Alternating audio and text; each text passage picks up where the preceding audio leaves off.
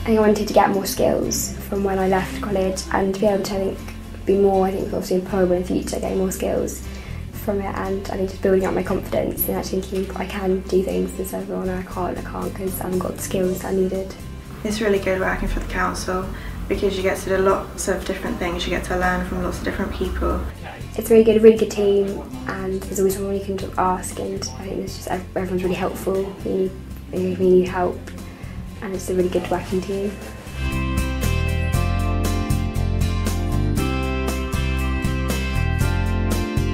I enjoy the, it's only a yearly thing, but the coffee morning for Macmillan. Yes. We've done on a couple of years, so that's always quite. It's very well supported. Yeah, that one's been really supported. Makes some really lovely cakes, and the last 2 years we've done it in 1871, so we've had the public in as well. I made quite a bit of money that way for Macmillan.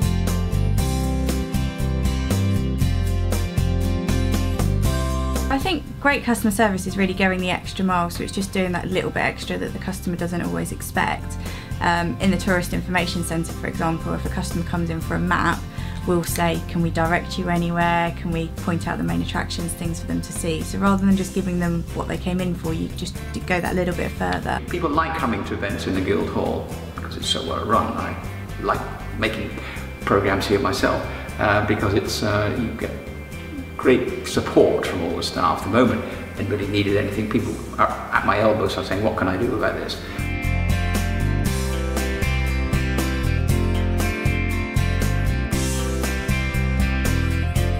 The Guildhall were very keen that this became the centrepiece of the Best of British Festival. And there was a great response from the community around here. All the bunting that was up for several weeks was a great success.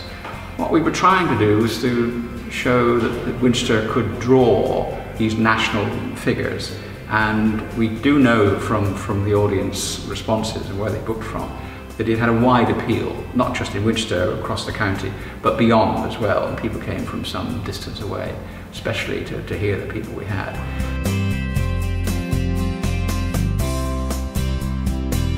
And I do remember that when the Olympic torch came through, which was not organised by us, but as part of the national thing, thousands of people turned out. You couldn't move in Winchester to sort of see the torch going through, and that was a very exciting event. People couldn't park. I mean, it was the most extraordinary thing to do, and I think that was a great success. And I think that the community, the business community, and the cultural, interesting community were very keen that something like this should happen to mark these two very special events.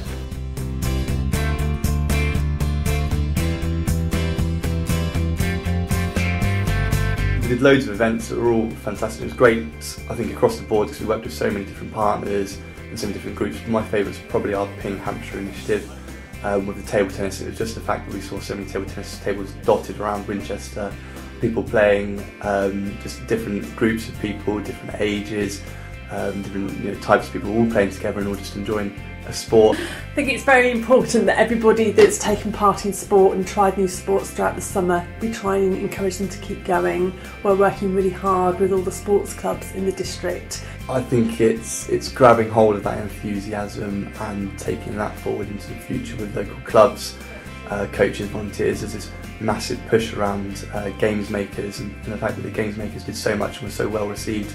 It's grabbing that kind of community spirit, community ethos that people have got, and really taking that into the future in clubs, in schools, in youth clubs and what have you, and grabbing hold of that kind of push and buzz around sport, and hopefully get more people active from there.